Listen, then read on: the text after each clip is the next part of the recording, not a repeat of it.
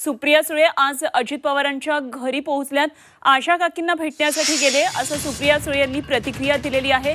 आज बारामतीमध्ये तिसऱ्या टप्प्यातलं मतदान होतं लोकसभेसाठीचं आणि यावेळी सकाळी मतदानाचा आपला हक्क बजावून त्यानंतर सुप्रिया सुळे त्यांच्या मतदारसंघाचा आढावा घेत आहेत आणि याच दरम्यान त्या काटेवाडीमध्ये पोहोचल्या। तेव्हा काटेवाडीमध्ये त्यांच्या काकी आशाताई पवार यांना भेटण्यासाठी पोहोचल्या।